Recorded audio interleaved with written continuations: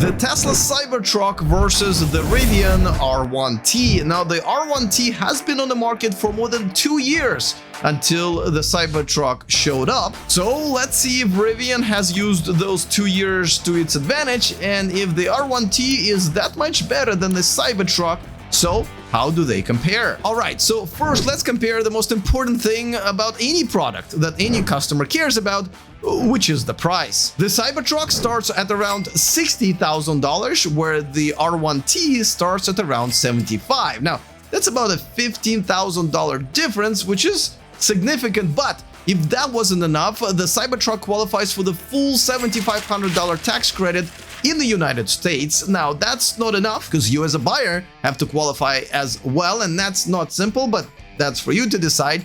But the R1T only qualifies for half of that. So $3,750, so that would be your tax credit for the R1T if you're qualified. Alright, now that we satisfied your wallet's requirements, let's talk about the most important spec of any electric vehicle, which is the range. So the shortest range for the Cybertruck is 250 miles, where the R1T's shortest range is 270. Now, there's a caveat, or actually two caveats when it comes to Tesla. Why wouldn't there be? So the 250-mile range when it comes to Tesla is not actually an EPA rating, where the R1T's 270 is. As a matter of fact, there's just no EPA rating for the Cybertruck at all, which is crazy because the first deliveries have started, so there should be. But the 250-mile range is just an estimate by Tesla, which really doesn't mean much, but that's all we have to go on at this point. The longest range for the Cybertruck is 340 miles to R1T's best range of 410, and that's the EPA rated miles. Now, remember how I said there were two caveats? Well, here's the second one. So when Tesla has unveiled the Cybertruck over 4 years ago, and that went smoothly, they promised over 500 miles of range. And once again, that was 4 years ago. As you can see now, in 2023, when I'm making this video, they could only get it to 340. So what to do? Well, Tesla came up with a genius idea of a range extender. Now, the range extender is supposed to extend the range to over 470 miles. Now, here's the thing. It might. It's not on the market right now. We don't even know how much it's going to cost, though it makes sense if it will be around $10,000.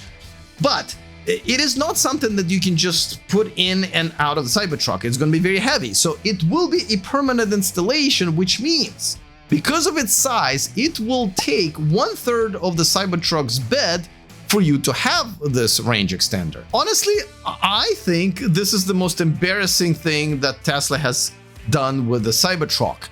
And I have seen this live. Yeah, I was there for this. Now, before we get to a bunch of other specs and something that actually Tesla did that Rivian didn't, and this is a big deal, I'll tell you what it is in just a second, but before that, a quick reminder that this video is brought to you by EnergyPal. Are you thinking about going solar but not sure what panels to get, whether or not to get a home battery, or how much all of this is going to cost? Well, EnergyPal will do all of that for you, and you will get a $500 gift card when your installation is complete if you use the link in the description of this video. Oh, and they even have this EV calculator that will tell you exactly what system to get so it can handle charging your EV all year around. That link is down there as well. Alright, now let's move on to 0 to 60, which is kind of weird when we're talking about pickup trucks, but at the same time kind of cool because we're talking about pickup trucks, and yet this is a thing because the R1T can go 0 to 60 in just 3.0 seconds,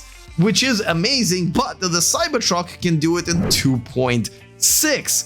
I mean, there are tons of sports cars out there in the market that can't get close to that. Now, let's talk about the driver assist features, which is the Driver Plus for the R1T, and it is okay. It's not bad. However, the Cybertruck, because it is a Tesla, has the autopilot, and the autopilot is by far the best driver assistance system in the world. It is almost flawless at this point. Don't get it confused with the full self-driving package that Tesla offers for, I don't know, $12,000 right now. It changes. It went up to $15,000 at some point. I believe it is the biggest scam in the automotive industry in the past several years. That's not what I'm talking about. The autopilot, that one is awesome. All right, now let's talk about the fast charging. Now, before I throw some numbers at you, we got to talk about Tesla's supercharging network, because a lot of Tesla drivers believe, and I actually don't disagree with them, that Tesla's supercharger network is the best feature of the car. There are over 50,000 of stalls around the world with over 5,000 actual physical locations, and it is a smooth, great experience. Now, there are other public fast charging networks out there like Electrify America, EVgo, Fastnet in Europe, and many others, and they're fine, and there are plenty of locations for them as well. They're just not anywhere near as smooth as the Tesla superchargers. Now, of course, because it is Tesla, there is a caveat.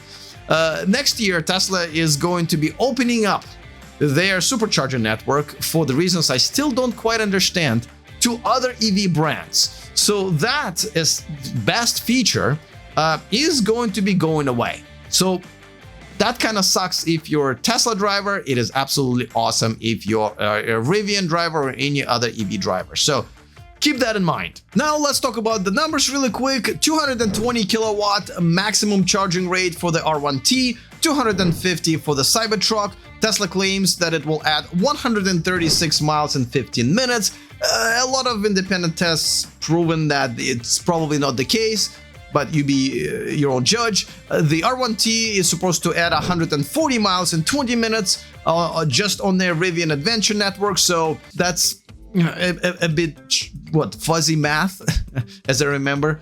Who remembers that term? Anyway, I remember when the elections were simple. Anyway, so those are the numbers. They are not bad. Actually, these are not bad rates. So both trucks are actually very decent when it comes to fast charging. Now let's talk about the infotainment before we get to a big one, where Tesla has a huge advantage. Now, the infotainment system is great in Tesla. As you know, you can play games, watch Netflix and YouTube, and there are a couple of monitors up front and on the back. Now, Rivian has an infotainment system as well, but it's just not as awesome as Tesla's. However, Tesla doesn't have the Android Auto and the Apple CarPlay, which to me would be a deal breaker, because every other automaker has one except for one, and it is Rivian. This is one of those times where actually this is a draw of both vehicles not having something very, very important. There's another thing that I usually criticize Tesla is for not having the manual vents for the air conditioning. Guess what?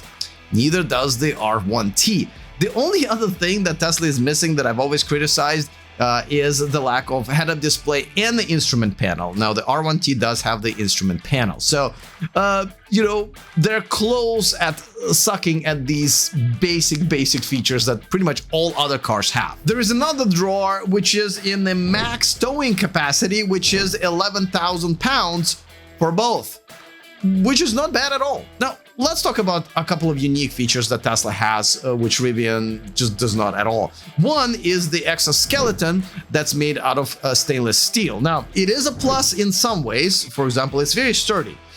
You can't ding it easily. You can shoot a 9mm into it, so it's essentially bulletproof.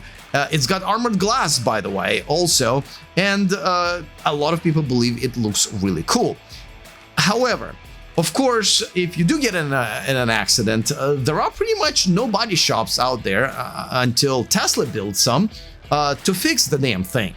And it's probably going to be very, very expensive. So that's problem number one. And the problem number two is, of course, it only comes in the color of your refrigerator because it's just stainless steel. Now, Tesla will wrap it in black or white for you for thousands and thousands of dollars. But as far as the original color is concerned, that's it. Now, one thing that the Cybertruck has that the R1T doesn't, which is a big deal, is the bidirectional charging. That means that Tesla can use its big battery to power up a lot of stuff, like your campsite, your work site, and even your house during a blackout. So that's a big win for Tesla. Now, Rivian did have two amazing features that they were advertising until they actually went in production, and then they said, yeah, we're not doing that. The first one was the tank turn, which was really awesome because the R1T has 4 motors,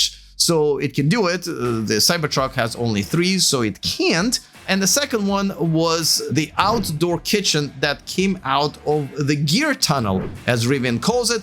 That one is gone as well. So there you have it. Which one would you choose? The Cybertruck, the R1T, or, you know, there are a few others on the market and I have videos for them as well. But if you want to just see the pros and cons of whether or not you should purchase a Cybertruck yourself, well, I have that video for you right here. All right, looking forward to all of your comments. Other than that, see you guys next time, and remember to stay charged.